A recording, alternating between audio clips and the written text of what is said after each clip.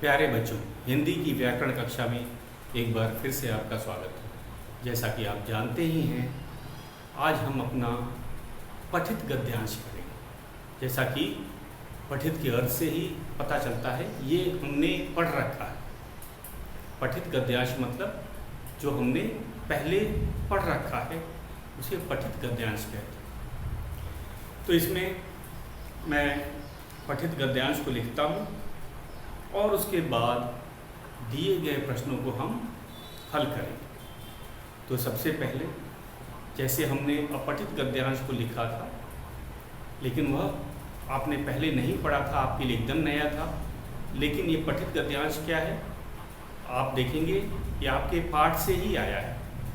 तो परीक्षा में ये कहीं से भी आ सकता है, लेकिन आपके जो हिंदी का सिलेबस दिया हुआ है उसी के अंदर से ही आएगा, आपके पाठ्य पुस्तक से ही आएगा। तो इसीलिए हम मान के चलते हैं कि यह आपने पाठ को पढ़ा है तथा ये आपके लिए एक पठित गद्यांश है। तो शुरू करते हैं। मैं अपना पठित गद्यांश लिखता हूँ।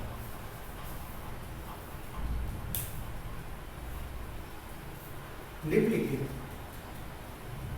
निम्न ये पहला है। निम्न लिखित पठित गद्यांश को, पठित गद्यांश को पढ़कर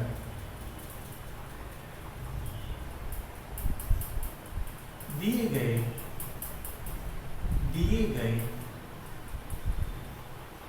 प्रश्नों के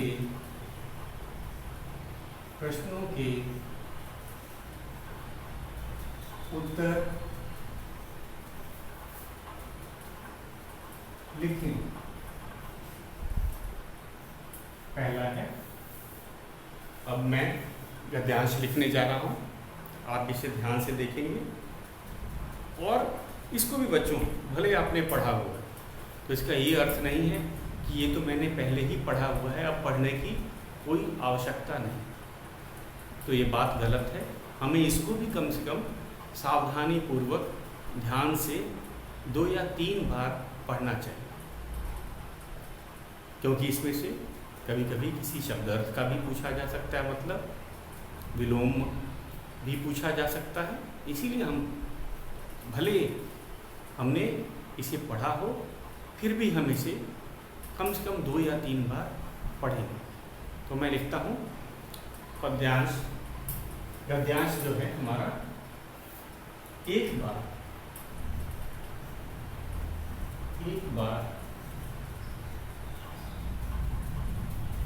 गुरु गोविंद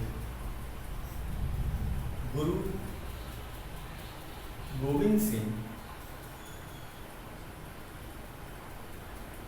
गुरु गोविंद सिंह, सिंह कहा जाता है बच्चों, गुरु गोविंद सिंह जी पटना जा रहे थे। पटना जा रहे थे। रास्ते में कुछ समय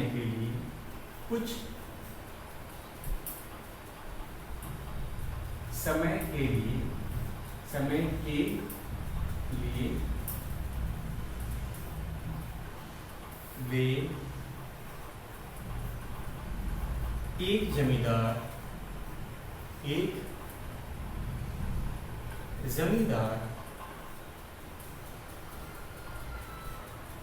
के घर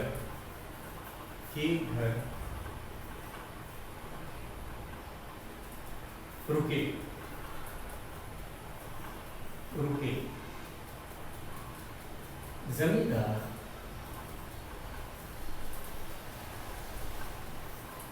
जमींदार उनका शिष्य था, उनका शिष्य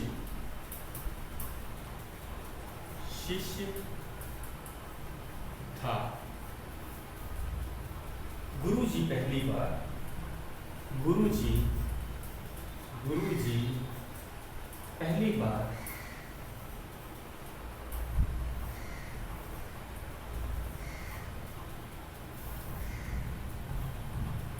उसके घर पधारे थे, उसके घर पधारे थे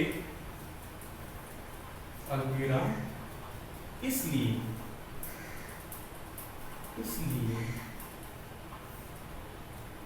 जमींदार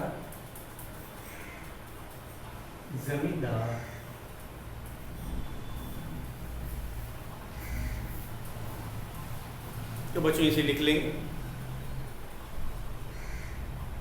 और चाहे वो पठित हो चाहे अपठित, हमें उसे कम से कम 2 या 3 बार जरूर पढ़ना चाहिए।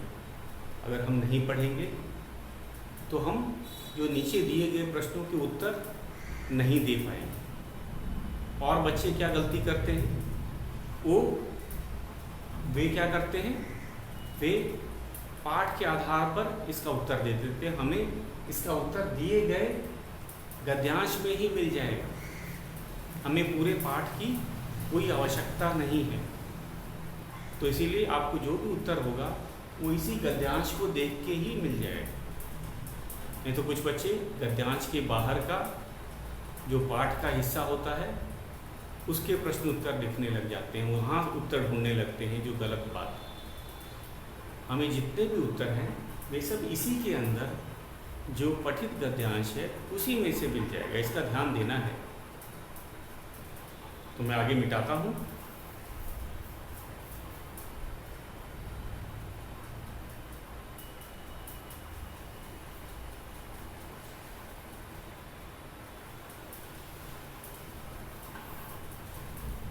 इसीलिए जमींदार की खुशी का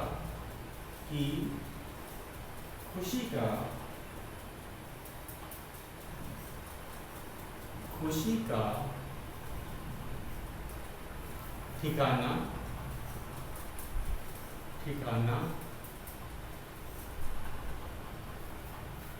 न था।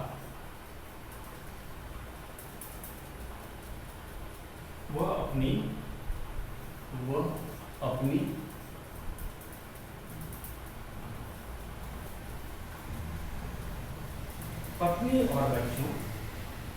पत्नी और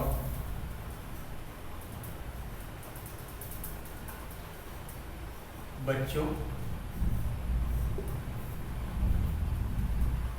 के साथ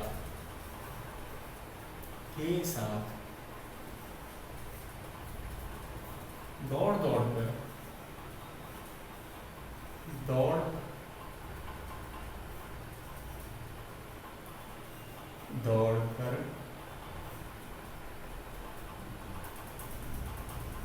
गुरु जी की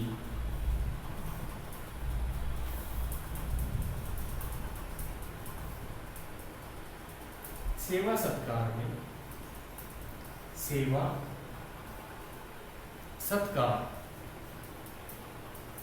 सत्कार में जुट गया।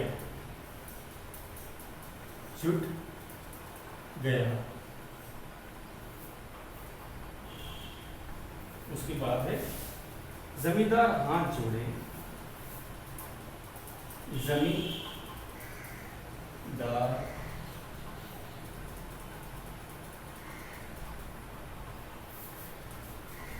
इसे मिटा देते हैं, ये हमने कर लिया है। जमींदार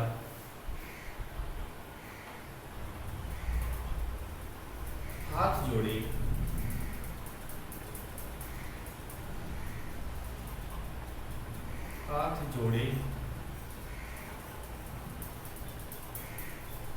गुरु जी की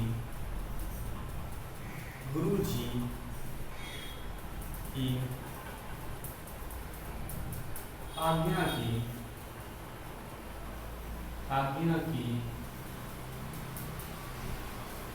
प्रतीक्षा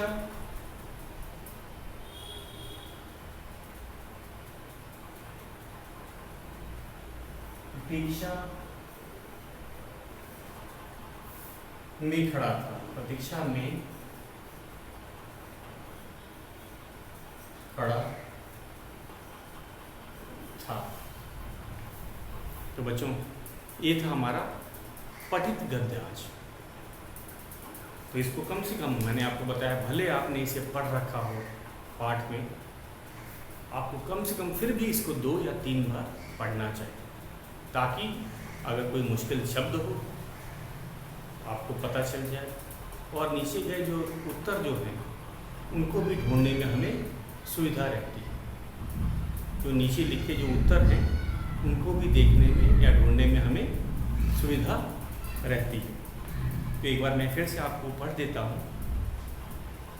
एक बार गुरु गोविंद सिंह जी पटना जा रहे थे। गुरु गोविंद सिंह, बच्चे सिंह बोलते हैं, सिंह ग का उच्चारण नहीं होता, इसे गुरु गोविंद सिंह, सिंह मतलब शेर का, जो वो भी सिंह कहा जाता है, उसका उच्चारण करना है। बच्चे सिंह का उच्चारण करते हैं, सिंह ग, यहाँ ग वर्ण है ही नहीं। गुरु गोविंद सिंह। एक बार गुरु गोविंद सिंह जी पटना जा रहे थे। रास्ते में कुछ समय वे एक जमींदार के घर रुके। जमींदार उनका शिष्य था। गुरुजी पहली बार उसके घर पधारे थे, इसीलिए जमींदार की खुशी का ठिकाना न था। तो इसके अंदर ध्यान से देखना है, मुहावरे भी आ रहे हैं। खुशी का ठिकाना न था। वह अपनी पत्नी और बच्चों के साथ दौड़ दौड़कर गुरुजी की सेवा में जुट गया। जमींदार हाथ जोड़े गुरुजी की आज्ञा की प्रतीक्षा में खड़ा था। तो इसके अंदर हमने देखा, ये हमने पाठ पढ़ रखा था, हमारे मन में कौन कौन से भाव आए, हमें पाठ का नाम याद आ गया, हमने ये पूरी कहानी याद आ गई क्योंकि हमने इसे पढ़ रखी। ये गुरु गोविंद सिंह जी की जो कहानी थी, ये हमने पढ़ रखी है, हमारे पाठ्य पुस्तक से है, इसीलिए अब हमें आसान लगने लगा। पहली बार पढ़ने से ही हमें पता चल गया कि ये तो बहुत ही सरल है, हमने पढ़ा है, इसके सारे शब्दों के अर्थ भी हमें पता है, इसमें एक मुहावरा भी आया है, ये भी हम जान गए हैं। तो फिर से एक बार दूसरी बार पढ़ने जा रहे हैं। एक बार गुरु गोविंद सिंह जी पटना जा रहे थे। रास्ते में कुछ समय के लिए वे एक जमींदार के घर रुके। जमींदार उनका शिष्य था। गुरुजी पहली बार उसके घर पधारे थे, इसीलिए जमींदार की खुशी का ठिकाना न था। तो उसकी खुशी का ठिकाना न था, एक मुहावरा है, इसका अर्थ होता है, आपको पता है। और हम जानते हैं क्यों इतना खुश था वो, क्योंकि गुरुजी उसके घर में पहली बार आए थे, रोज़ रोज़ नहीं आते थे, ये पहली बार आए थे। पहली बार जब शिष्य अपने गुरु को अपने घर में पाता है तो बहुत खुश हो जाता है। वह अपनी पत्नी और बच्चों के साथ दौड़ गुरु की सेवा सत्कार में जुट गया। तो वह अकेला नहीं था, उसकी पत्नी भी थी, उसके बच्चे भी थे, सभी गुरु जी की सेवा सत्कार में जुट गए, मतलब लग गए। जुट गए मतलब लग गए। जमींदार हाथ जोड़े गुरु की आज्ञा की प्रतीक्षा में खड़ा था। जमींदार भी अपने गुरु के पास ही था कि हो सकता है गुरु जी उसे कोई आज्ञा दे, आदेश दे और वह उसे तुरंत पूरा कर दे। तो ये दूसरी बार हमने पढ़ा है।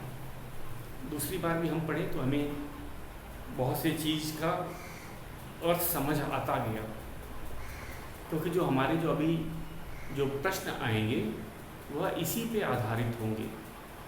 तो इसे तीसरी बार भी हम पढ़ रहे हैं, क्योंकि मैंने आपको बोला था कम से कम 2 या 3 बार। अगर आपको फिर भी नहीं समझ आता है तो आप फिर चौथी बार भी चले जाएंगे, इसमें कोई शर्माने की बात नहीं। अगर आप पढ़ेंगे नहीं, समझेंगे ही नहीं, तो आगे प्रश्न उत्तर नहीं कर पाएंगे। तो यही तरीका है, चाहे वो पठित गद्यांश हो चाहे अपठित गद्यांश हो, उसको हमें 3-4 बार पढ़ना है। अगर नहीं समझ आता तो इसमें शर्माना नहीं है कि मैंने इसको तो एक बार पढ़ लिया है। 3-4 बार पढ़ने पे आपको ये पूरी तरह समझ आ जाएगा। तो ये मैं अपना तीसरी बार पढ़ने जा रहा हूँ। एक बार गुरु गोविंद सिंह जी पटना जा रहे थे। रास्ते में कुछ समय के लिए वे एक जमींदार के घर रुके। जमींदार उनका शिष्य था। गुरुजी पहली बार उसके घर पधारे थे, इसीलिए जमींदार की खुशी का ठिकाना न था। वह अपनी पत्नी और बच्चों के साथ दौड़ दौड़ कर गुरु जी की सेवा सत्कार में जुट गया। जमींदार हाथ जोड़े गुरु जी की आज्ञा की प्रतीक्षा में खड़ा था। बच्चों, ये था हमारा गद्यांश, पठित गद्यांश है, आपने इसे नोट कर लिया होगा। अब आगे बढ़ते हैं प्रश्नों के उत्तर। अब हम प्रश्नों को पढ़ेंगे तथा हमें उत्तर इसी गद्यांश में से मिल जाएंगे। तो शुरू करते हैं प्रश्न उत्तर।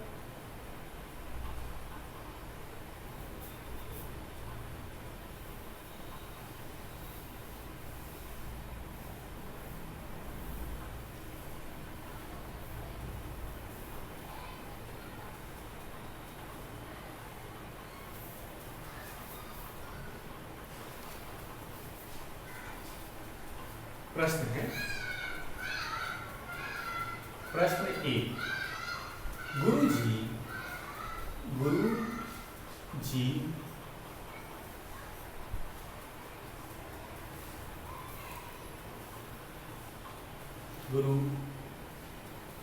गोविंद सिंह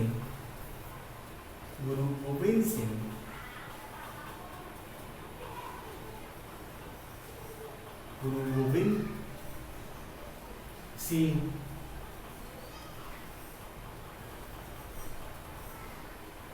कहाँ जा रहे थे? कहाँ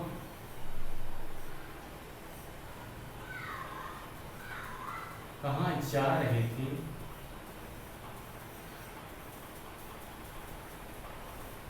प्रश्नवाचक चिन्ह, क्वेश्चन मार्क। तो इसको हल करने से पहले मैं एक बार आपको फिर से बता देता हूँ। हमें जितना पूछा जाता है उतना ही लिखना है, वो भी अपने शब्दों में। बच्चे क्या करते हैं? बच्चे गद्यांश से कुछ पंक्तियाँ उतार देते हैं, जो गलत है। जो हमें पूछा गया है, जितना पूछा जाता है, हमें उतना ही लिखना होता है। उत्तर होगा गुरु गोविंद सिंह कहाँ जा रहे थे। बच्चे क्या लिखते हैं? बच्चे सीधा एक शब्द में उत्तर दे देते हैं। वे लिखते हैं पटना। उन्होंने पाठ पढ़ा है और वे जल्दी में रहते हैं, ये गलत है। जब भी हम उत्तर देंगे तो पूरे वाक्य में देंगे। उत्तर जो होगा वो वाक्य में दिया जाएगा। जैसे प्रश्न है, गुरु गोविंद सिंह कहाँ जा रहे हैं? हमें पूरा वाक्य लिखना है। गुरु गोविंद सिंह पटना जा रहे हैं। एक शब्द में उत्तर नहीं देना है, नहीं तो आपको पूरे अंक नहीं मिलेंगे। गुरु गोविंद सिंह कहाँ जा रहे थे? हम लिखेंगे गुरु गोविंद सिंह पटना जा रहे थे। पूरा वाक्य होना चाहिए। गुरु गोविंद सिंह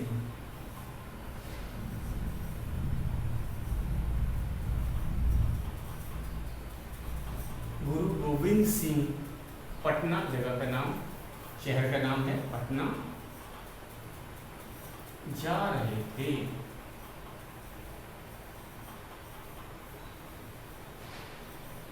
पूर्ण विराम। इधर चलते हैं। प्रश्न 2।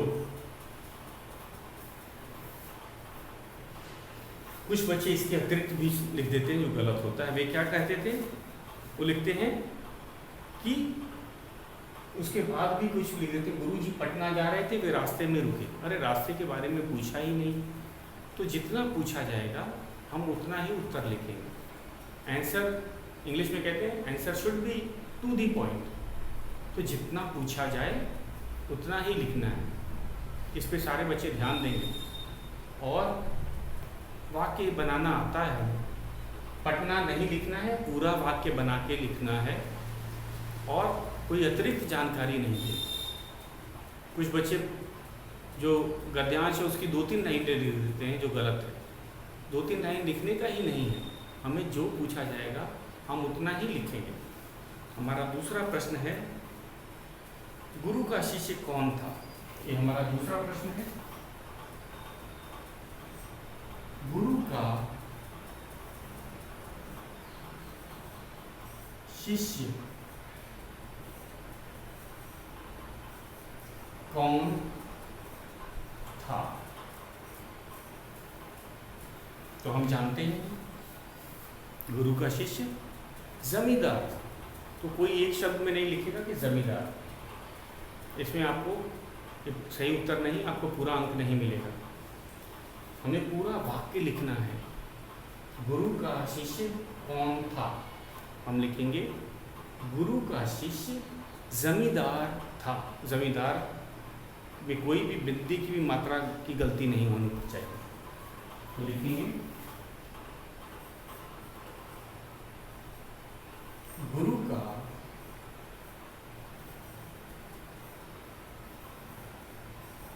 शिष्य जमींदार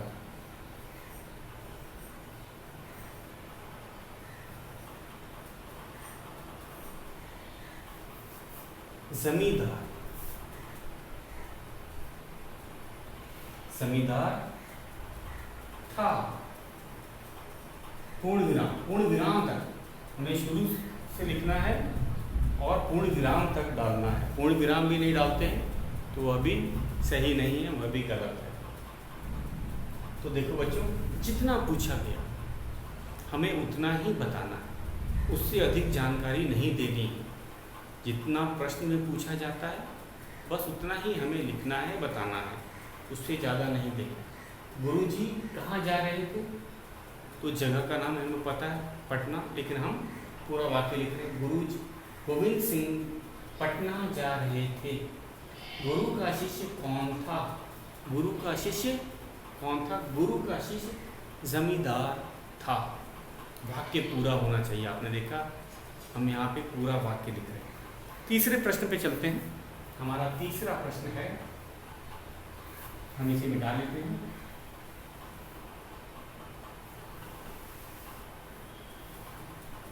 तीसरा प्रश्न, प्रश्न 3, मुहावरा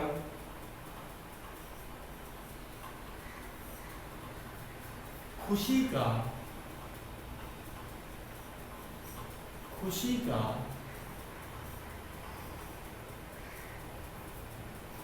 ठिकाना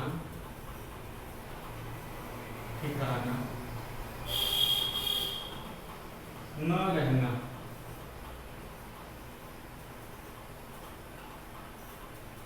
ये मुहावरा था। खुशी का ठिकाना न रहना का क्या अर्थ होता है? का क्या अर्थ होता है? उत्तर, अब इसने मुहावरे का ही अर्थ पूछ लिया। आपने पाठ पढ़ा भी हुआ है, आपने मुहावरा देखा होगा, तो आपको इसका अर्थ बता पाते हो कि नहीं? तो आपको इसका अर्थ पता है। खुशी का ठिकाना न रहना का क्या अर्थ होता है? बहुत अधिक खुश होना, बहुत खुश होना। तो हम लिखेंगे मुहावरे का अर्थ है, इस मुहावरे का पूरा वाक्य लिखना है, मैं तो सीधा अर्थ नहीं लिखना है। इस मुहावरे का अर्थ है, इस मुहावरे का अर्थ है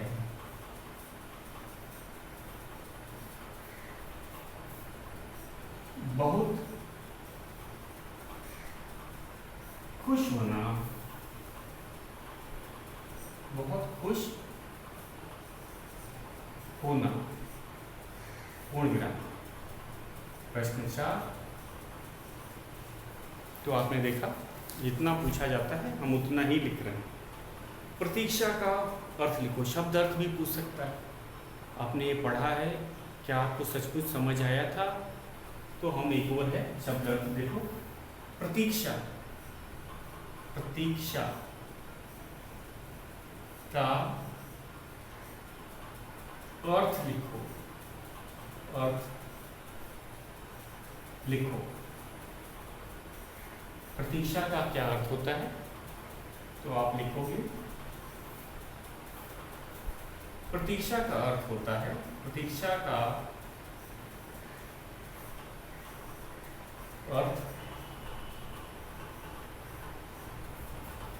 इंतजार होता है, इंतजार होता है। तो देखो जो जो चीज पूछा जा रहा है हम वैसे वैसे लिखते जा रहे हैं। एक बार फिर से देखते हैं। मुहावरा खुशी का ठिकाना न रहना का क्या अर्थ होता है? मुहावरे का अर्थ पूछा। मुहावरे का अर्थ है बहुत खुश होना। उसी तरह प्रतीक्षा का क्या अर्थ लिखो। शब्द अर्थ की बात किया है। प्रतीक्षा का अर्थ है इंतजार। प्रतीक्षा का अर्थ इंतजार होता है। अब हम चलते हैं अपने 5वें प्रश्न। ये आपने इसे नोट कर लिया होगा। आगे चलते हैं 5वां प्रश्न।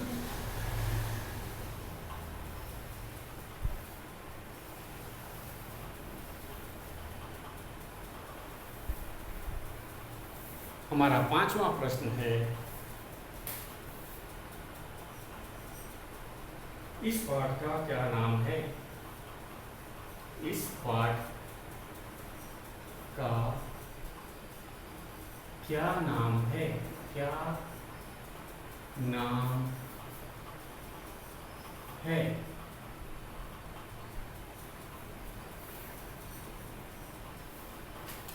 तो इसमें ये जानने की कोशिश की जा रही है कि आपने पठित गद्यांश पढ़ करके पाठ को पहचाना कि नहीं। आपने कुछ पंक्तियां पढ़ी, क्या आप पाठ को जान गए हैं? तो पाठ का नाम पूछा, कुछ बच्चे नंबर लिख देते। ये हमारा 8वां पाठ है, ये गलत है। हमें पाठ का नाम बताना है।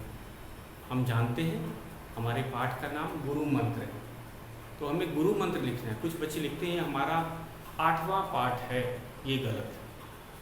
जब नाम पूछा है तो हमें नाम ही बताना है। तो सभी बच्चे इसका ध्यान रखेंगे। हमें जो चीज़ पूछी जाती है उसी का उत्तर देना है, न उससे अधिक देना है न उससे कम देना है। तो इस पाठ का क्या नाम है? तो नाम हम लिखेंगे, इस पाठ का नाम गुरु मंत्र है। इस पाठ का नाम, इस पाठ का नाम गुरु मंत्र, गुरु मंत्र है। पूर्ण विराम, पूर्ण विराम तक लगाना है। जब हम वाक्य लिखते हैं हमारा वाक्य पूर्ण विराम पर ही खत्म होता है। अगर आप पूर्ण विराम नहीं लिख रहे हैं तो कुछ गलती कर रहे हैं, आपके अंक काटे जा सकते हैं। तो बच्चों, हम अब ऐसे ही पठित और अपठित गद्यांश का अभ्यास करते रहेंगे, क्योंकि हमें पता नहीं कितना कहाँ से आ जाएगा, अपठित कहाँ से आ जाएगा, पठित कहाँ से आ जाएगा, हमें पता नहीं है। तो हम इसका अभ्यास करेंगे। और पठित में कविता का भी हिस्सा आ सकता है, कविता की भी पंक्तियाँ आ सकती हैं, तो हम उसको भी ध्यान से करेंगे, पढ़ेंगे। तो आपको मेरे ख्याल से समझ आ गया होगा कि हम पठित गद्यांश कैसे कर सकते हैं। तो ये बहुत ही सरल था, आपको पढ़कर भी खुशी हुई होगी और अब समझ भी आ गई। पठित वाले से हमें पता चलता है कि हम पहली बार नहीं पढ़ रहे, तो ये करना और पठित के तुलना में ज़्यादा आसान होता है। आपने ये महसूस किया हो। तो बच्चों आज के लिए इतना ही, शेष अभ्यास हम कल करेंगे।